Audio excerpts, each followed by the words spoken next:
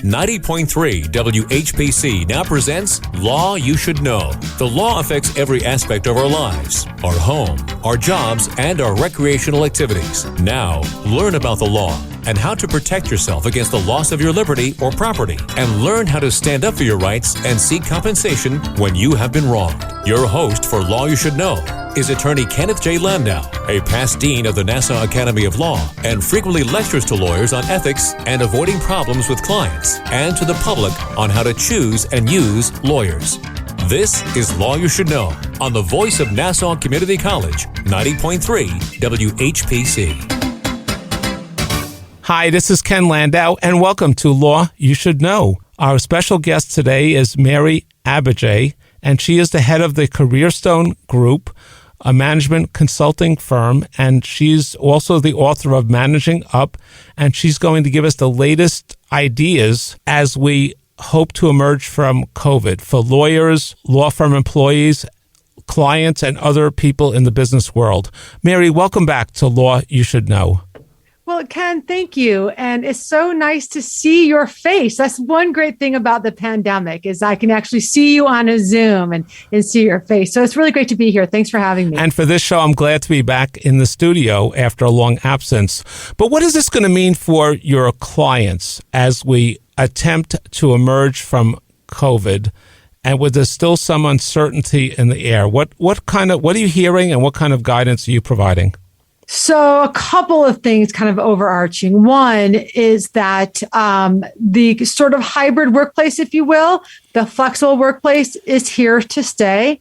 The genie is out of the bottle, and I do not think we're putting it back in the bottle anytime soon. I know we'll get to talk about that a little bit, but really it's what people want.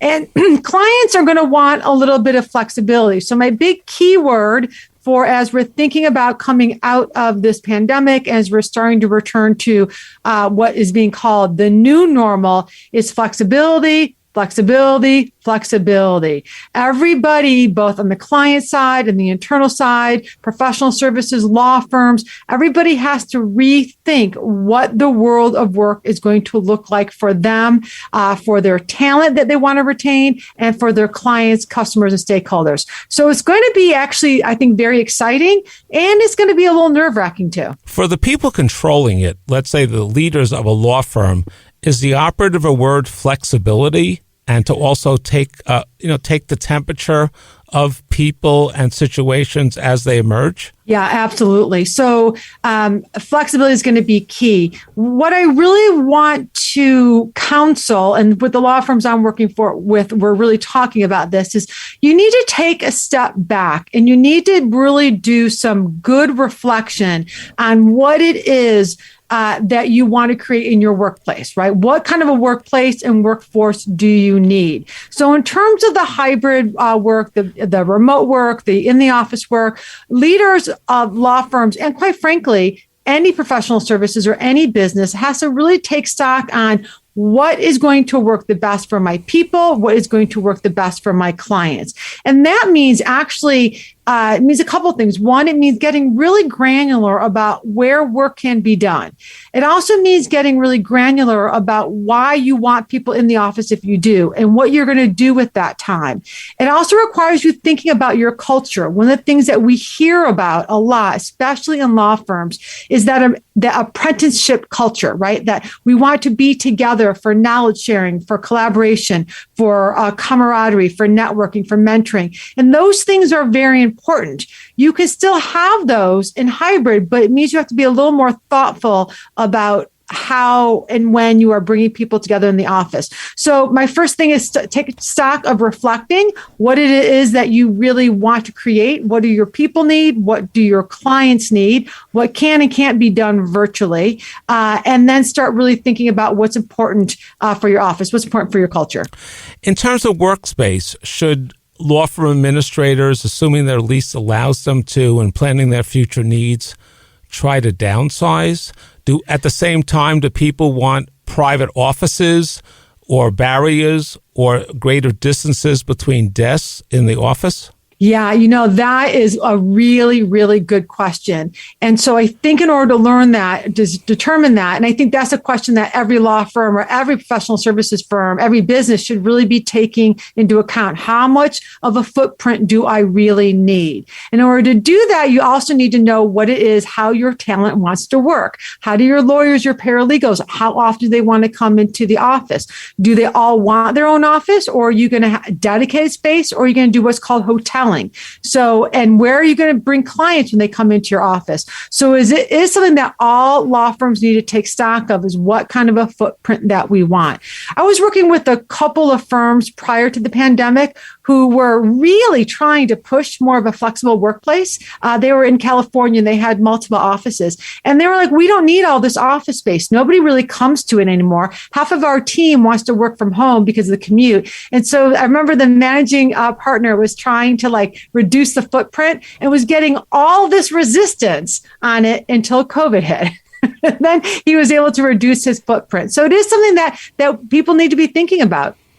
In terms of the work day, is there a new flexibility about that too? I mean, people would take a lunch break or an exercise break or a mental health break at all times of hours.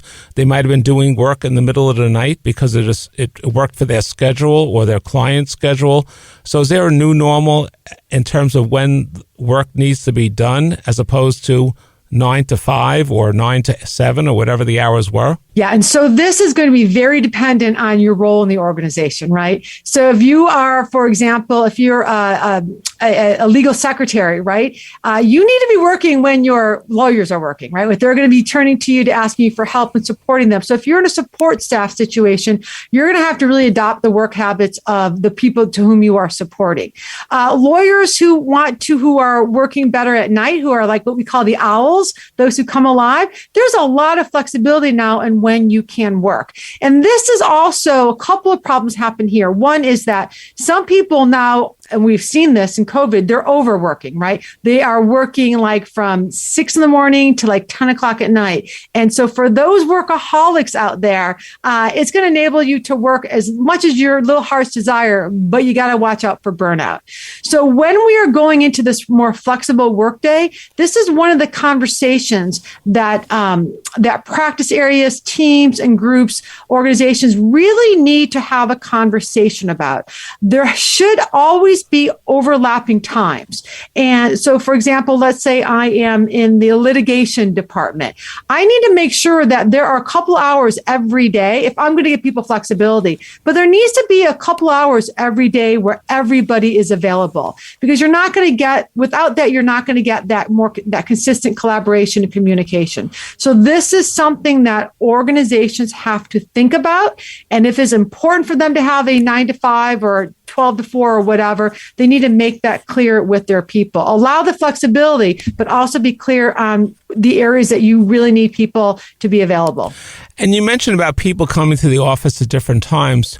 Should there also be some scheduling of the overlap in the physical office so that colleagues or different departments or different levels of employees can coordinate their physical presence there at certain times? Absolutely. So here's a couple of things. So there is a wide spectrum of what flexible work looks like. On the one end, it's kind of the Wild West, the free for all. Hey, people, you can work anywhere you want at any time in any manner that you want. Work from Mars, work from home, work from Starbucks, work from the office, right? You decide when you are coming into work.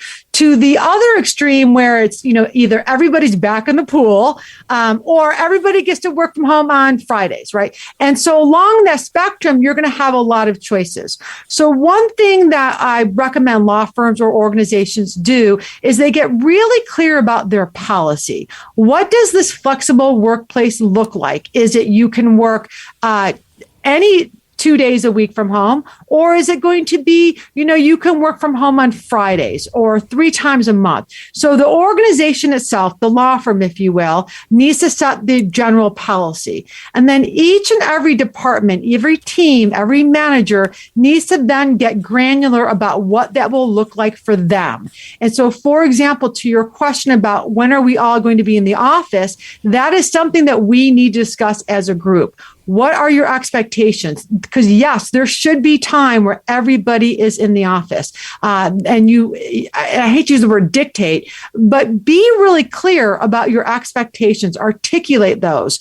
I want people to be flexible. So if you plan to work from home every Wednesday, but your managing partner says, hey, we're having an all staff meeting every Wednesday, then you know what? Get your butt to the office on that Wednesday, even if it was your day to work from home. And the other thing around this is that I want people to rethink their time in the office. And here's what I mean by that. When you are in the office, if you're just going in the office and you're closing your office door and you're, sinking down into your work and you're taking a deep dive and you just don't lift your head and then you go home, you could have done that at home. So when you go into the office, one of the things I want you to focus on is to build relationships. Make sure you are meeting with other people. Make sure you're connecting. Your office time needs to be about more than just getting the task done. It needs to be about connecting, building relationships, collaborating, and things like that. To facilitate that, should employers use that time to bring people together for a workshop, maybe one of the training workshops you offer, a seminar on new software, new legal, continuing legal education, or mental wellness or nutrition, some wellness program to help give people a break and help them work together and build teams? Well, yeah, I love that. And Ken, of course, they should always be bringing me in to do stuff for them. Thank you for mentioning that. Yeah, I think you want to be bringing some people in together. And I'd recommend that you're bringing them together to do something interactive. So if it's going to be a training or some sort of educational purpose, then make sure that your trainer is going to be interactive so people can work together. Or bring them in to have a meeting, or bring them in sometimes in the very beginning when people are coming back. Just bring them in for like donuts or bagels or something. Bring them in for catching up or to facilitate meetings, or just to have a shoot the bull sort of meeting. But you want to make sure that when people are together physically, that you are really promoting interaction. And is it also a good chance for teams to meet, for superiors to just see how their employees are doing emotionally and physically, and what collateral damage they've suffered during COVID? Yeah. I love that. One of the things that a lot of my clients are doing, and they're actually doing some like after action reviews with their people. And that sounds kind of like, cold and uncaring because it's an Army term, but it really is like checking in with people and finding out about the collateral damage, finding out about what their experience is, really taking the time to hear them and help them process. I mean, this has been a very stressful time. And I don't have to tell you, because I'm sure you've read the research, but lawyers tend to be the least resistant professionals out there. So it's a lot of stress that people have experienced. So bringing them in, I love your idea of having them do like a stress management course or something together, but really talk about it, share what the experience has been like, and also share what this coming back is like. There are a lot of people who are very stressed about coming back into the workplace. There's a lot of people who see no need to come back to the workplace, but their employers want them to. So you want to really open up the conversation. And the last thing I'll say about that is, as you're going through this, new normal, the new workforce, is I want people to view it as an experiment, because what your policy looks like today as you enter your first wave of hybrid may not be what it looks like 6 months from now. And so I want leaders and managers to really be seeking feedback from people. What's working well with our new policy of hybrid? What's not working well with flexible remote work? And really be taking the temperature and the pulse of people as frequently as possible. I would just like to remind our listeners, we're talking with Mary Abbajay, and she's the head of the Careerstone Group and the author of Managing Up. She's giving us her thoughts about what the workplace will look like as we return from COVID, and different options for employers and lawyers and other firms as we go back or attempt to go back at least part of the time to a physical workplace. In terms of the physical workplace, do you think there'll be greater concern with the sterility of the office, physical distancing, other ways to keep everyone safe?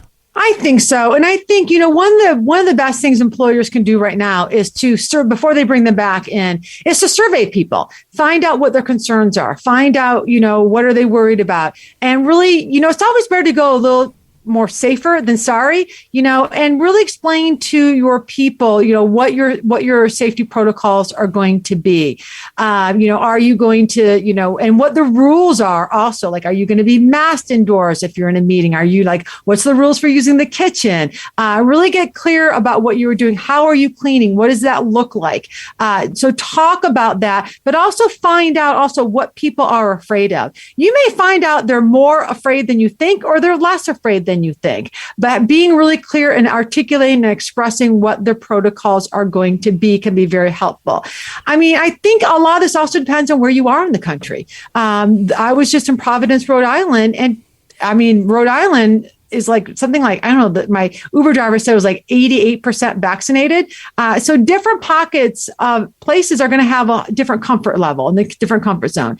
But, there's going to be one thing on here that I think is really worth mentioning. And that is people are going to still have to be both flexible and kind to other people. Because let's say, Ken, you and I might be vaccinated and we might be super comfortable talking in a room without wearing a mask. But, Kim could come in and Kim could be caretaking for someone who's immunocompromised, and she might want us to wear a mask. She may be less comfortable. So as colleagues, we have to be willing to be empathetic, kind, and adaptable to other people's needs. So if Kim wants us to wear a mask, we should wear a mask.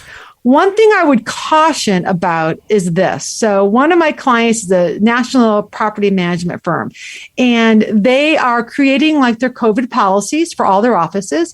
And one of their policies is that when people come together in a conference room for a meeting, the people in the room get to determine whether or not they want to wear a mask or not wear a mask. And my client said each person makes their own decision. Well, no, they decide together as a group. Are we going to mask or not mask? No, but they are imposing their will on the minority? Yes. So the majority votes. Okay. Or, yeah. Do you think there's a danger with that? I do. And here's the thing. And here's one of the big dangers is she said the problem that people are having. Well, no, what happens is if she says, if one or two people say, let's mask, then we mask. But the problem that they're having is that the leader in the room will say, no, we don't need masks. And then nobody else has the courage to say, but I want to wear a mask. So do you know what I mean? So just to make sure it's clear to our listeners, is every person decide their own destiny, or they get to control it for the entire group? So if I want to wear a mask, no matter what, are they imposing their will on me? No. So how they set up the policy was, and thank you for making me clarify, was that if one person says, I think we should mask, then everybody would mask. But what they're finding is that because when the leader of the group says, let's not mask, nobody says, I feel like masking. No, so do you think it should go both ways, that people who want to mask up should be able to do that without repercussions? If someone feels strenuously they're vaccinated and they don't want to wear a mask, at least while they're speaking, they could be a little more distance for everyone and participate without a mask? Yeah, I think I'm not going to give my opinion on what I think people should do, but I think people need to be aware of this, right? They need to understand that these, it seems really simple, all these different protocols we have, but the devil is going to be in the details. So get really clear about stuff like that. Because you're right, Cam, that is minority ruling, majority ruling? Should everybody have free will? These are the but someone may have emotional issues or different health concerns, and they want to wear that mask no matter what. And I don't think anyone should interfere with that, right? Whether they can impose their view on someone else is a different question. Yeah. So this is something organizations have to they have to figure out how they're going to handle that. And I've heard of some officers saying for common areas, as you're passing through another area, you should wear a mask when you're at your own workspace. If you want to, you can take the mask off. Yeah. There's so many ways to make this policy happen. I just encourage organizations to really think through this and leave as little gray area as possible so that people understand what's expected of them. And have you dealt with the area of the topic of whether firms should require vaccinations? So, yeah. So, as of now, different organizations are making the call for themselves. I think it's one of the toughest things that organizations have to struggle with is whether or not to make people be vaccinated as a condition for coming into the office. So basically, the advice I give is you've got to do what you think is right for you and for your organization and for the people in your organization, right? Because it's one of those things that you will always be making somebody unhappy. And some organizations are offering an alternative of testing. Yeah. Some of them are saying, well, if you're not going to get vaccinated, you have to pay a little more for health care because you may incur other greater health care expenses. So there are some different options out there. There are some. And so these are all these things organizations need to think about. And then think about something as simple as, let's say half of our team is in the office and half of our team is remote, and we're going to have a team meeting. Okay, so how are you going to do that? Are you going to go into the conference room like we used to and have the remote people on a speakerphone or on a Zoom thing? Or was everybody, regardless of where they are, going to log in and be on a Zoom thing? So you've got to think about all these things as we go hybrid. Now let's turn the focus to dealing with clients. Do clients want people, their lawyers, their accountants, their consultants, to come in person? Maybe that's good for salesmanship, for networking. What's your recommendation about that? Flexibility, flexibility, flexibility. You've got to give your clients a choice, and you've got to do what you can to honor their choice. That's my own personal opinion as someone in professional services. And if you can't give them a choice, you need to have a really good reason. But I think someone who's paying, and I think a lot of people are probably fine with doing stuff remotely, but I think you've got to be willing to be flexible and give your clients a choice around that. I was working with this, was an international Zoom meeting or Zoom training with an international law firm around how they're going hybrid, and they wanted to give their team some support on going hybrid. So I was doing it. How do you manage up in a hybrid world? And literally right in the middle of their workshop, one of their big clients is Jamie Dimons was at Chase Bank. And he's like, I want all my lawyers in person. And they were just like, how can we go hybrid when our clients are making us be in person? So it's something that people have to think about. But be flexible. Like if you have a client who wants to meet you in person, do what you can to meet them in person. And by the way, if they don't want to meet in person, don't foist an in-person meeting on them. The setting can change a little bit. It doesn't have to be a crowded restaurant or a crowded meeting room. It can be a little more socially distanced, perhaps even with masks. Yeah. And the thing I want people to realize is there's basically 3 different work personas that we're going to be having to navigate. One is the office craver, and these are the people that want to be in the office. They love being in the office. Maybe it's because they're extroverts. Maybe it's because they're young in their career. And by the way, you young lawyers, you should make sure you spend time in the office. Or they're kind of command and control people. They just want to be able to see you working, to know that you're working. And they are about, surveys around law firms show that they're about 10, 15% of people. And then the great majority are what we call mixers. And these are like 60% of people. And these are people who want to have flexibility, who want to work part-time in the office and part-time remotely for different reasons. And then you're going to have about 10 to 15% of people are what we call home dwellers. And these are the people who they don't see any reason to go to the office. They can do their job just fine from home. So you're going to have to try to find a policy that really works for all these different kinds of personas, because the key for law firms right now is retention, retention, retention. And we've known for years that younger lawyers want more flexibility in their working options for where they work. So it's going to be really interesting to see what happens. And who gets the benefit of the reduced commute time? Does it mean the employer gets more out of you, or does the employee get the benefit of that and have to, have a shorter workday? So it's actually both. So there's a lot of studies that are studying this, and they're not all done yet, but employers get a lot of benefit because people have tended to work longer hours when they don't have a commute, and they tend to be online longer. So the employers are going to squeeze a little bit more work out of their employees, but employees are also getting some benefit, especially for those who don't love the commute, or for those who really think better and work better from home. So they're going to get some benefit too. And just the sense of control and autonomy that they have, that'll be a good benefit. Now, of course, the dark side of that for employees is for those who tend to not be able to turn it off, not be able to stop working. Burnout could be a real challenge for them. And there are other people, believe it or not, Ken, who actually miss their commute. I've talked to hundreds of people who say, even though I didn't like the commute, that was my time to either on the way in to prep for my day, or that was the time that I could decompress on my way home. And so then I could be very present to my family. Right. So there's also the other edge of that sword for employees on the remote work. I think that depends whether they like their commute. it depends on how stressful and how long it is. Yeah, absolutely. How much you like your car or your train ride. As we return to the new hybrid workplace, is it important, as you mentioned in the beginning, is it important for employers to constantly check the temperature of their employees, how they're doing, what's going on in their world? Are they feeling okay? Are they're ready for work? Are there any issues that the employer or colleagues can help them with? Yeah, I love that. Absolutely. One thing I want us to remember, this is an experiment. I want people to hold this as an experiment. But I also want leaders to realize that this is a change initiative. This is a pretty big one. We've never done hybrid before. Most organizations have not. They went remote, they were in person, but actually doing a full-fledged hybrid workplace is a huge organizational change.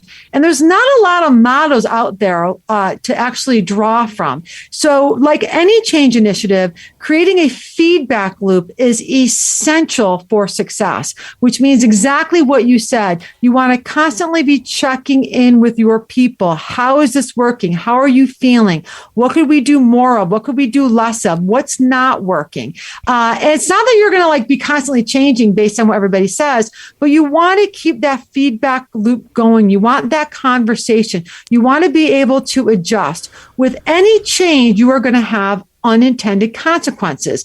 And leaders tend to be the last ones to know about them. So you want to really keep that feedback loop and that conversation going. And on that note, is our new mantra, should it be to prevent burnout and keep our employees healthy mentally and physically and engage with them to leave them in a better place and our company and our clients in a better place? I think so. I mean, I think leading with heart, leading with empathy, leading with a little bit of love, and really like the care and feeding of your employees and of your clients, because an employee that's resilient, that's well, that's healthy, that's rested, that's feeling good and positive is an employee that's going to make your clients really happy. Okay. So I think you're right, because we also have to remember that not only have our employees gone through a huge amount of stress during the pandemic, this new change is also stressful. Change is also stressful. So really taking care to take care of them. And just tell us about your book and the information on your website, and give us your website.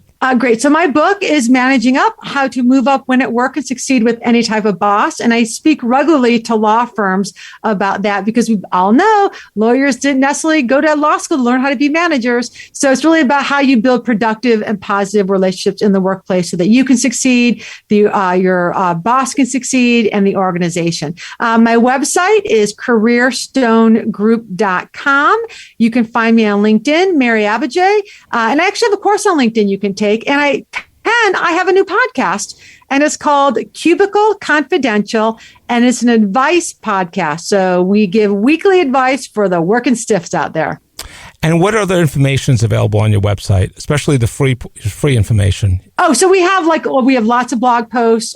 We have lots of resources that you can tap into. My team and I are always doing free webinars on different topics. And you can see all the workshops that we have, our workshops, our consulting services. So the web, it's a treasure trove, Ken, a treasure trove. You of course, are available to consult with law firms, or any other groups on these and a whole host of other issues. Yeah, so we work with law firms, organizations doing organizational development, live team building, meeting facilitation, retreat facilitation, because lawyers are there to really help people at the end of the day. And so we like to help people who are helping other people.